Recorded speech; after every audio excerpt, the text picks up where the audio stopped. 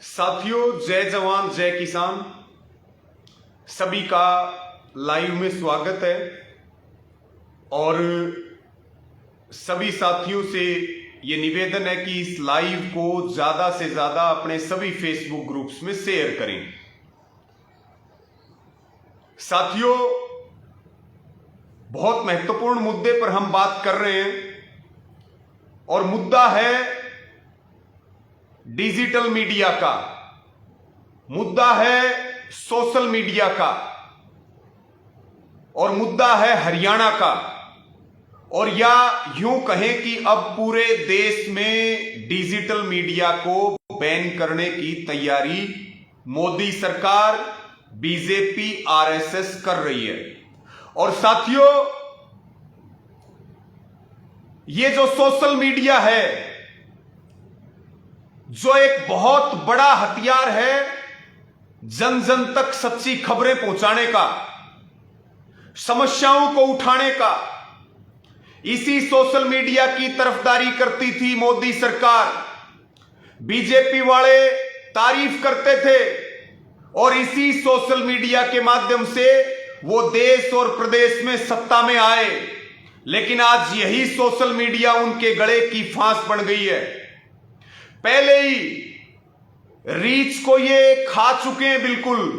वो तमाम साथी जानते हैं जो सोशल मीडिया के ऊपर एक्टिवली काम करते हैं, जिनके लाखों हजारों में सब्सक्राइबर और फॉलोअर्स हैं। लेकिन बड़े से बड़ा मुद्दा हो, उनके फेसबुक पे देखिए, उनके यूट्यूब पे देखिए, उनके ट्विटर पे देखिए, उनके इंस्टाग्राम पे देखिए, दूसरे सोशल मीडिया अकाउंट्स पे देखिए कि उनके व्यूज क्या हैं, उनके लाइक क्या हैं, उनके शेयर क्या हैं, उनके कमेंट्स क्या हैं। यानी कि लोगों तक आपका नोटिफिकेशन जाता ही नहीं है, लोगों तक आपकी पोस्ट जाती ही नहीं है। जब लोगों के पास जाएंगी नहीं तो फिर वो उसके ऊपर रिएक्शन कैसे देंगे। ये समस्या किसान आंदोलन से, किसान आंदोलन के बाद से, और जब से मोदी सरकार नया आईटी का कानून लेकर के आई है, उसके बाद से सोशल मीडिया को इन्होंने इनडायरेक्टली साथियों कंट्रोल कर लिया है। कौन सी पोस्ट चलेगी, कौन सी वीडियो चलेगी, कौन सी नहीं चलेगी, आप देखिए। ये चीजें इन पर्दे के पीछे से सरकार इनको कंट्रोल करवा रही है। और इतने लोग जुड़े होने के बावजूद रिजल्ट नहीं मिल पाता। इसका मतलब यह हुआ कि केंद्र की सरकार ने नया कानून बना करके और इनडायरेक्टली सोशल मीडिया के ऊपर कंट्रोल कर लिया। यह सबसे बड़ी बात है साथियों। इसके साथ में आप देखिए कि, और इस तकलीफ को सब समझ सकते हैं, आप हमारे ही पेज को देख लो और दूसरे बड़े बड़े जो पेज हैं उनको आप देख लो क्या हालात हैं, या यूट्यूब के चैनल्स को आप देख लीजिए। दूसरी बात साथियों, पहली बात तो हम कहेंगे कि रीच को इन्होंने कंट्रोल कर लिया। दूसरी बात, जो हम डिजिटल मीडिया की बात कर रहे हैं, आप देखते हैं तमाम ऐसे रिपोर्टर्स हैं, भाई बहन हैं, जो गांव गांव में, गली गली में, आंदोलन में, सब जगह पे घूम करके कवरेज करते हैं, जिसको हम डिजिटल मीडिया बोलते हैं। अलग अलग यूट्यूब के चैनल्स बने हुए हैं, फेसबुक के पेज बने हुए हैं, ट्विटर अकाउंट्स पर बने हुए हैं, और वो बगैर किसी मिलावट के सच्ची खबरें आप तक पहुंचाने का काम करते हैं। आपको ध्यान होगा, जब किसान आंदोलन चल रहा था तो गोदी मीडिया बदनाम करने में लगा हुआ था। उसी समय यही डिजिटल मीडिया था, यही सोशल मीडिया था जो एक एक खबरें देश और दुनिया में जन जन तक, जिसने सच्ची खबरें पहुंचाने का काम किया। मैं सभी साथियों को यह निवेदन करूंगा कि इस मुद्दे पे आपका क्या कहना है, आपके क्या सुझाव हैं, वो आप कमेंट में जरूर लिखें। और इस लाइव को ज्यादा से ज्यादा शेयर करें, क्योंकि रीच हमारी भी बिल्कुल खत्म कर रखी है और जुड़ने का इसके अलावा कोई साधन नहीं है। साथियों, बैन करने की तैयारी कर रही है सरकार डिजिटल मीडिया को। रीच को पहले ही कंट्रोल कर चुके हैं। अब जो है सरकारों को, बीजेपी वालों को, जेजेपी और आरएसएस वालों को सवालों से डर लगने लगा अब उनको सोशल मीडिया से डर लगने लगा है। और जो तीसरी बात है कि सबसे ज्यादा, चाहे प्रिंट मीडिया हो, इलेक्ट्रॉनिक मीडिया हो, ज्यादातर गोदी मीडिया हो चुकी है। वो पत्रकारिता करने की बजाय अपने कलम का सौदा कर चुके हैं और वो नफरत फैलाते हैं, झूठ फैलाते हैं और आंदोलनों को बदनाम करने का काम करते हैं, जनता के मुद्दों को उठने नहीं देते हैं। तो साथियों, ये समझने की बात है कि जब रीच को कंट्रोल कर लिया, गोदी मीडिया हो चुकी है ज्यादातर इलेक्ट्रॉनिक और प्रिंट मीडिया, और अब जो है इसको बैन करने की तैयारी। और चौथी बात, जो ईमानदार पत्रकार हैं, चाहे वो हमारे डिजिटल मीडिया में हो, चाहे वो इलेक्ट्रॉनिक मीडिया में हो, चाहे वो प्रिंट मीडिया में हो, जो ईमानदारी से काम कर रहे, जो सरकार के घोटाले उजागर कर रहे, जो सरकार की नीतियों के बारे में बोल रहे हैं, जो सरकार के बारे में लिख रहे हैं, जो लोगों की समस्या उठा रहे हैं, उनके ऊपर या तो मुकदमे दर्ज किए जाते हैं, या उनके साथ गुंडागर्दी की जाती है, या उनको जेलों में बंद किया जाता है, या उनके परिवार के लोगों को सताने का काम किया जाता है। पूरे देश के उदाहरण आपके सामने हैं, हरियाणा के उदाहरण आपके सामने हैं। तो ऐसे समय में साथियों, कहीं ना कहीं ये लोकतंत्र के चौथे स्तंभ का गला घोटने की तैयारी की जा रही है। और केवल हमारे पास एक सोशल मीडिया का ही हथियार है जिससे हम जन जन तक चीजों को पहुंचा सकते हैं। अगर सरकार ने इसी को बैन कर दिया तो फिर देश को गुलाम बनने में देर नहीं लगेगी। और साथियों, हम बात हरियाणा की कर रहे हैं, बहुत महत्वपूर्ण विषय, इसको शेयर ज्यादा से ज्यादा करें, शेयर इसको ज्यादा से ज्यादा करें। तमाम बिल्कुल सही लिख रहे हैं, कभी किसी की आईडी ब्लॉक हो जाती है, कभी किसी का पेज उड़ जाता, कभी किसी का यूट्यूब चैनल ब्लॉक हो जाता। बहुत गंभीर समस्याएं हैं। ये जो इनकी लाखों करोड़ का बजट है, जो बीजेपी वालों की आईटी सेल है, जो आरएसएस वालों की आईटी सेल है, वो यही काम करती है सारे दिन, रिपोर्टिंग और स्ट्राइक का। अब आते हैं साथियों हम असल मुद्दे पर, इसको शेयर ज्यादा से ज्यादा करें। हरियाणा के अंदर पिछले लंबे समय से, लगभग 1 महीने से अगर हम कहें, तो जो हमारे डिजिटल मीडिया के रिपोर्टर्स हैं या डिजिटल मीडिया, उन पर सरकार बुरी तरह से पीछे पड़ चुकी है। और सरकार प्रशासनिक अधिकारियों के माध्यम से डिजिटल मीडिया पर बैन लगवा रही है। और साथियों, मैं उदाहरण दूंगा आपको एक एक करके। पिछले लंबे टाइम से हम बात करें, अलग अलग हमारे जो यूट्यूबर्स हैं, फेसबुक वाले भाई हैं, वो हमें फोन कर रहे, मैसेज कर रहे, हमारा सपोर्ट मांग रहे कि भाई आप जो है संयुक्त किसान मोर्चा के लोग, भारतीय किसान यूनियन वाले साथ दें, नहीं तो सरकार इस डिजिटल मीडिया को बैन कर देगी। तरह तरह के षड्यंत्र कर रही है। और मैं उदाहरण के साथ आपको बताऊंगा साथियों, इसलिए आपको कह रहा कि इस पे अपने विचार भी रखें और हमें आवाज बुलंद करनी पड़ेगी डिजिटल मीडिया को बचाने के लिए। और इस लाइव को ज्यादा से ज्यादा शेयर करें साथियों। पहला जो एग्जाम्पल है वो है करनाल का, जहां पे एक डीपीआरओ पिछले दिनों खट्टर सरकार का दलाल बनकर के और 15 दिन के लिए सोशल मीडिया को बैन किया साथियों। 15 दिन के लिए जो अलग अलग चैनल्स बने हुए हैं, क्योंकि आज के दिन टीवी से आपका भरोसा उठ गया, आज के दिन आपका अखबार से भरोसा उठ गया, आज के दिन हम फोन देखते हैं और फोन पे डिजिटल मीडिया के चैनल्स को हम देखते हैं। और तब हम मानते हैं कि हां, पहले जो है सच्चाई जानने के लिए टीवी और अखबार पढ़ते थे। बहुत कम लोग बचे टीवी अखबारों में ईमानदार, और जो बचे उनको तंग करने का काम किया जा रहा, उनके चैनल्स बंद करने का काम किया जा रहा। अब हम फोन देखते हैं कि सच्ची खबरें तो फोन में मिलेंगी, डिजिटल मीडिया पे मिलेंगी। लेकिन साथियों, अब सरकार इसको बंद करने वाली है। अब इन चैनल्स को आप देख नहीं पाओगे। सरकार बुरी तरह से पीछे पड़ चुकी है। इस लाइव को शेयर जरूर करें। तो मैं पहला एग्जाम्पल दे रहा था करनाल का, जहां पर डीपीआरओ ने 15 दिन के लिए सोशल मीडिया को बैन किया।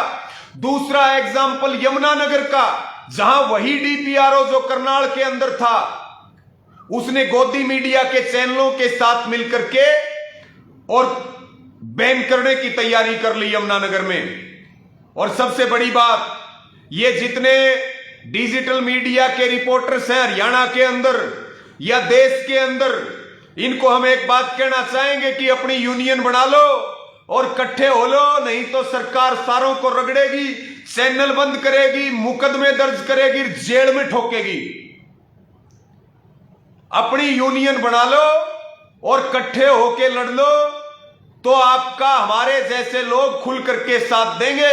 लेकिन आप ही इकट्ठे नहीं हुए तो फिर आपको मरने के अलावा आपके पास कोई रास्ता नहीं, आपको सरकार खा जाएगी। इसलिए साथियों, वही डीपीआरओ जब करनाल में बैन करता है, फिर वो यमुनानगर पहुंचता है और वहां के गोदी मीडिया के चैनल, आप देखिए इन चैनलों का बुरा हाल हो चुका है। डिजिटल मीडिया वाले तुरंत पहुंच जाते हैं, तुरंत खबरों को उठाते हैं, सरकार के घोटाले उजागर करते हैं, आंदोलन दिखाते हैं, अधिकारियों की बाइट्स लेते हैं, सरकारी कार्यक्रमों की पोल खोलते हैं, जन जन की सच्ची खबरें दिखाते हैं। जब ये डिजिटल मीडिया वाले एक्टिवली काम करते हैं तो गोदी मीडिया वाले तो दफ्तरों में बैठे रहते हैं और उनकी खबरें घंटों घंटों बाद चलती हैं, फिर उन खबरों को कोई देखता नहीं है, तो उनके पेट में अलग से दर्द है साथियों।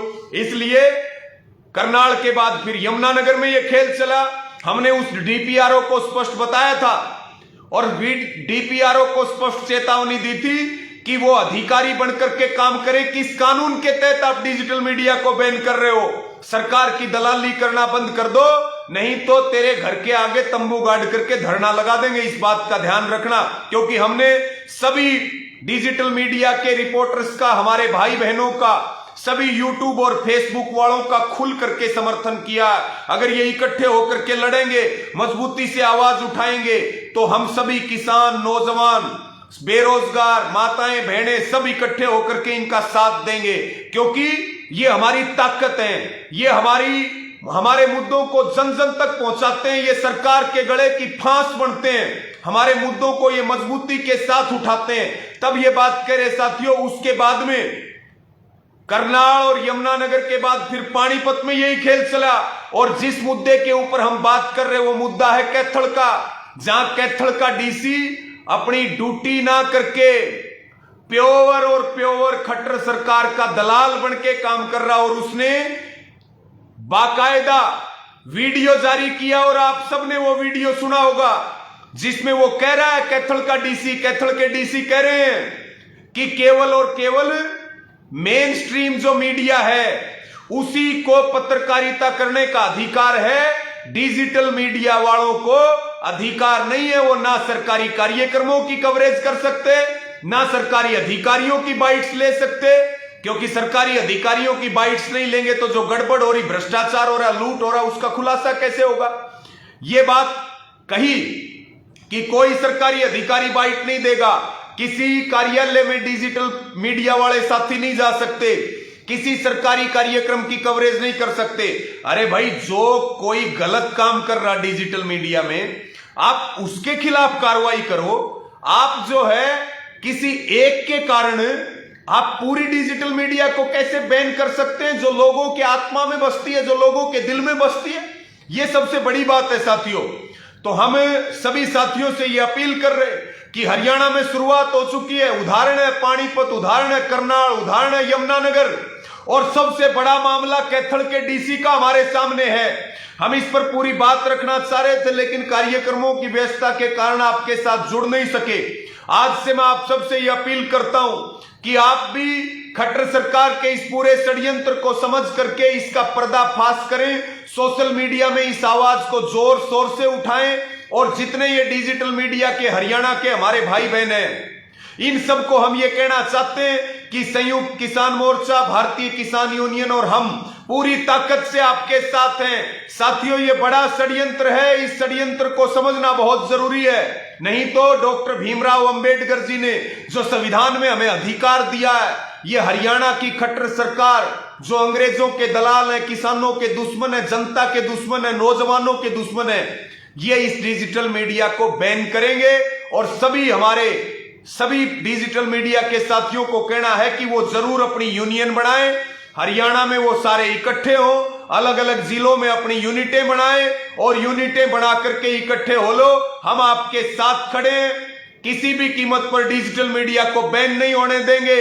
आपके संघर्ष में कंधे से कंधा मिला करके साथ देंगे और सबसे आगे रहेंगे, चाहे गोलियां चले, चाहे लाठी चले, चाहे डंडे चले। हम कैथल के डीसी को भी बता रहे और यमुनानगर के डीपीआरओ को भी बता रहे, और हरियाणा की खट्टर सरकार को, उप मुख्यमंत्री दुष्यंत चौटाला को और पूरे प्रशासन को ये स्पष्ट रूप से चेतावनी देना चाहते हैं कि वो ये तानाशाही बंद करें। किस अधिकार और किस कानून के तहत वो डिजिटल मीडिया के ऊपर बैन लगवाना चाहते हैं? दो कारण है साथियों, हरियाणा में निकाय चुनाव आ रहे हैं और दूसरी तरफ पंचायती चुनाव आ रहे हैं, और सरकार किरकिरी से बचने के लिए, अपने गड़बड़ झालों को छिपाने के लिए, अपने घोटालों को छिपाने के लिए डिजिटल मीडिया को बैन करना चाहते हैं ताकि इनकी असलियत जनता के सामने ना आए। सबसे जो हमने जो पूरे मामले में देखा कि निकाय चुनाव और पंचायती चुनाव में इनकी बुरी तरह से हार होनी है, और जनता समझ चुकी है कि किस तरह से ये बेरोजगारों के खिलाफ काम कर रहे, किसानों के खिलाफ काम कर रहे, जनता के खिलाफ काम कर रहे हैं। हर वर्ग दुखी है, किसान सड़कों पे है, मजदूर सड़कों पे है, नौजवान सड़कों पे है, माताएं बहनें सड़कों पर बैठी हैं, खिलाड़ी सड़कों पे बैठे हैं, स्टूडेंट सड़कों पे बैठे हैं।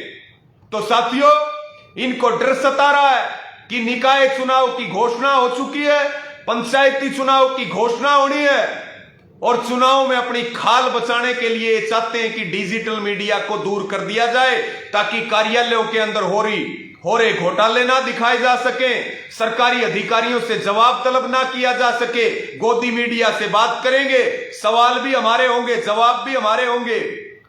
ये खेल चल रहा, चित और पट दोनों हमारी होंगी। इसलिए साथियों, इस मुद्दे को मेरी सभी से ये प्रार्थना है, सभी नौजवानों से प्रार्थना है कि इसके ऊपर पूरी गंभीरता दिखाएं और हम पूरे तरीके से हमारे डिजिटल मीडिया के, सोशल मीडिया के जो रिपोर्टर्स हैं उनका हम मजबूती के साथ देंगे, उनको पूरी ताकत देने का काम करेंगे। और उनसे निवेदन है, सरकार की इसी तरह से पोल खोलते रहें, किसी को डरने की जरूरत नहीं है, डर के और किसी को बैक गेयर लगाने की जरूरत नहीं है। इनकी पोल खोलो, इनकी बैंड बजाओ, और आपके गिरेबान पर ये हाथ डालेंगे तो इनका हाथ काटने की ताकत रखते हैं साथियों, इनका हाथ काटने की ताकत रखते हैं। यही बात मैं सभी को कह रहा, किसी को डरने की जरूरत नहीं, अपना संगठन मजबूत कर लो और खुल के खबरें चलाओ, जनता का साथ दो और सरकार की पोल खोलो। संयुक्त किसान मोर्चा, भारतीय किसान यूनियन, हम सारे आपके साथ खड़े हैं। जहां आप पुकारोगे पूरी ताकत के साथ आपके संघर्ष में आपका साथ देंगे, आपके साथ जाति नहीं होने देंगे। किसी को मुकदमे से, जेल से, किसी तरह से डरने की जरूरत नहीं है। कभी भी आपको कोई तंग करने का काम करता हमें बताएं, पूरी ताकत के साथ आपका साथ देंगे। इसी प्रकार से आप ईमानदारी से खबरें दिखाएं, मजबूती से सरकार के इस फैसले का विरोध करें और अपनी यूनियन को मजबूत करें। इनका पक्का इलाज करेंगे खट्टर सरकार को। ये जो हमें बैन करना चाह रहे, ये डिजिटल मीडिया को जो बैन करना चाहते हैं, इनको सत्ता से उखाड़ फेंकना है साथियों। ये वो लोग हैं जो लोकतंत्र को खत्म कर रहे, ये डॉक्टर भीमराव अंबेडकर के संविधान को खत्म कर रहे। हम किसी भी कीमत पर लोकतंत्र के ऊपर हमला नहीं होने देंगे। और जो आने वाले चुनाव हैं, पंचायती और निकाय चुनाव, इनको इनकी औकात भी जनता इस चुनाव में बताने वाली है। आप सारे इस पे अपने विचार रखें। आपने सुना, सबका धन्यवाद। और इस लाइव को ज्यादा से ज्यादा शेयर करें और इस मुद्दे को पूरे तरीके से हाईलाइट करने का काम करें। सभी इन रिपोर्टर्स को ताकत देने का काम करें। सबका धन्यवाद। जय जवान, जय किसान।